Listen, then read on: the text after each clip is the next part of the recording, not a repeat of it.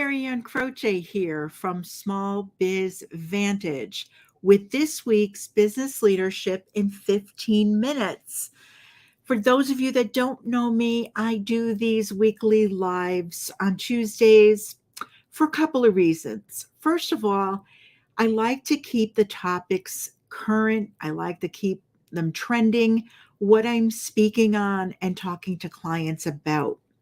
Owning a business has its challenges. So a lot of us are going through the same types of things. So it's a way to help. The other reason is when you improve your performance, your business, and your leadership, it really can be a competitive advantage. When you shift the way you look at your business or shift your vantage, if you will, that can really be powerful. It can make a huge impact on your business, your team, and your personal life. So it's not only your competitive advantage, but it also leads to work-life fulfillment. So the other reason is for you to be able to take an action item away and implement it during the week. So for this week's topic, I want to get started here. And it's simple is what came to me, right? Keeping things simple. So this week's topic was keeping work and life simple. And if you find these videos or these lives valuable, please share them, because sharing them with another business owner is a really powerful thing. We can all learn from each other, and people are at different stages, so they'll have different takeaways. And I believe in, giving back. So if you're on the replay, happy that you're here. And for everyone, if you find it valuable, please share. So in the name of keep work and life simple, what I want to kind of clarify is when I say simple or you hear simple, that doesn't necessarily mean easy. And a lot of people make the assumption that if something is simple, it's going to be really easy. And that's not always the case. So I want to break this down for you. And I want to tell you what happened to me this past weekend. It was like a jam-packed weekend. And in the name of keeping work and life simple, this is really a good example. So I know that moving someone can seem like overload for a lot of people. But our experience this past weekend was really a good one. We were helping a family member move. And it was very exciting to help them with this, but it was also, tiring because it was a lot of work. And the reason why my husband Tony and I did this was because we had purchased this trailer a few years ago. It's probably more than a few years ago, from a fellow business owner that no longer needed it. They put it out there to a few people and no one was interested in it. And we said, oh yeah, we'll take it. So we purchased this trailer and we thought that we would use it to maintain and manage property that we have. But the funny thing is we ended up using it for so much more. You never know where things are going to take you. That's what I think is so interesting about work and life. So over the years, we've helped people move. It was also used as like a storage shed for tools while somebody was remodeling their garage. And another time it was used for personal belongings when people were doing renovations on their home. It was under construction at the time.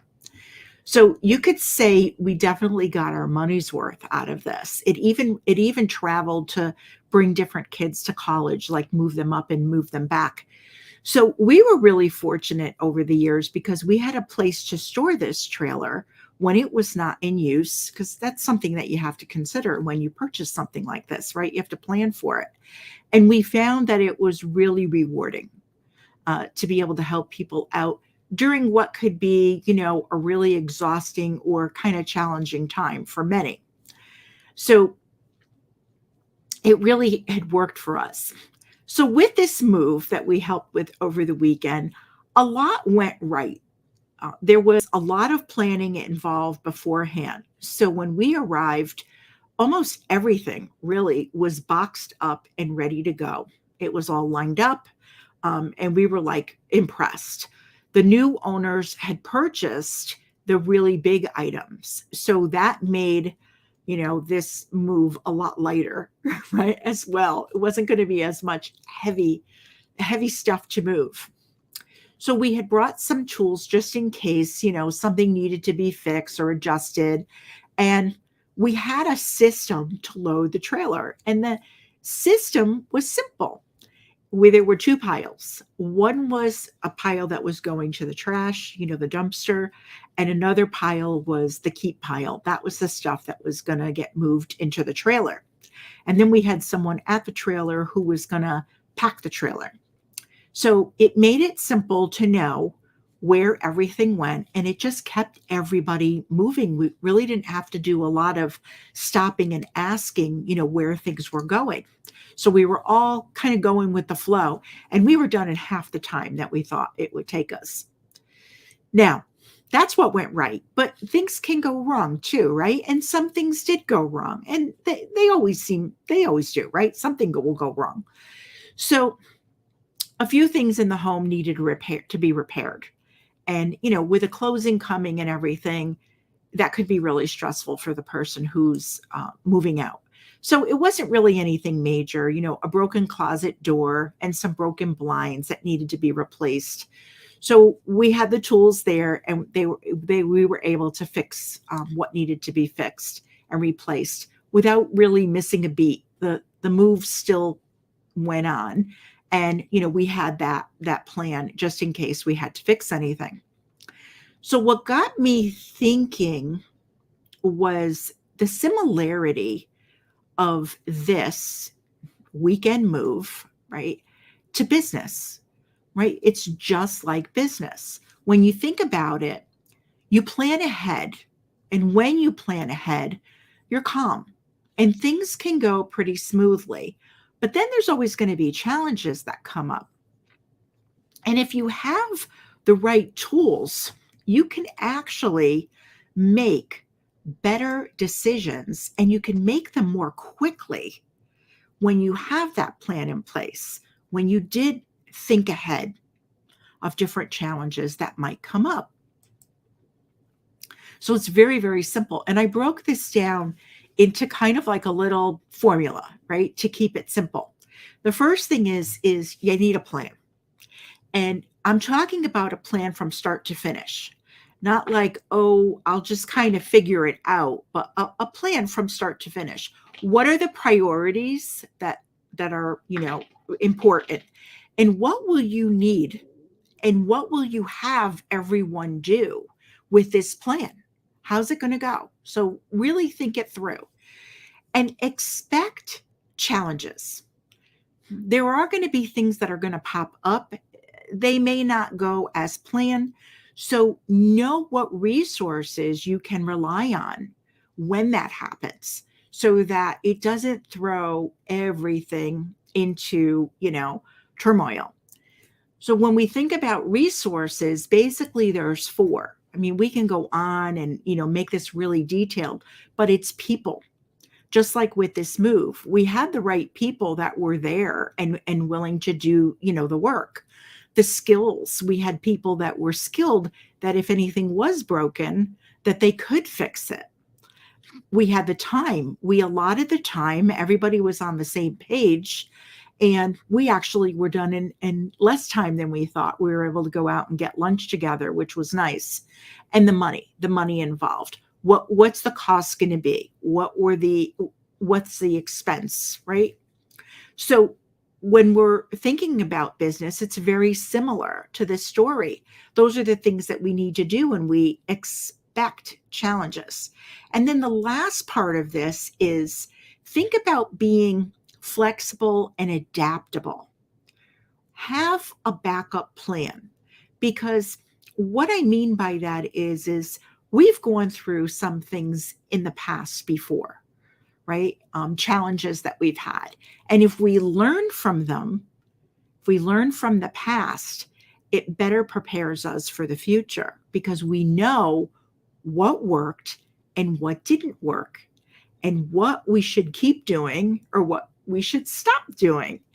And I think it's really important to ask ourselves those questions when we're trying to keep things simple, because sometimes we can focus on things that are so unimportant.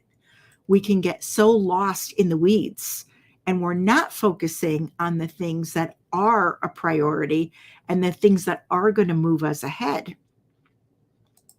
And I think when we're in those challenging times and we're going through them, we can blow them up and make them more difficult than they really are. So the idea here is to really keep it simple, plan, expect challenges, and be flexible and adaptable.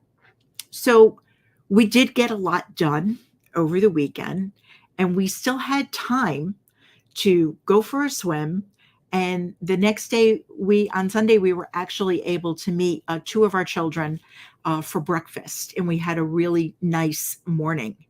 So when you think about this topic, keeping things simple, what would you say are your best tips for keeping things simple in work or in life?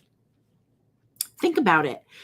Put them in the comments. If you're on the replay, feel free to share those, because I remember when I was raising my kids and my kids were young, there was advice that was given to me.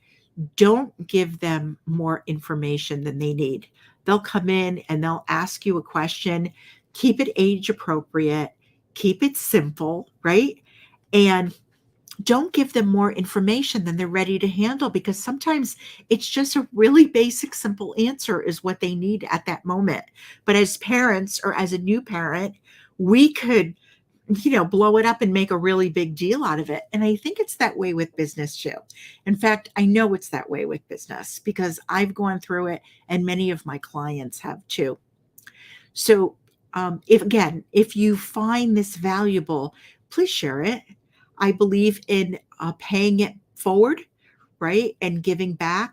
I also believe that owners can learn from one another, because someone may be going through a challenge that you already went through, and we can help one another.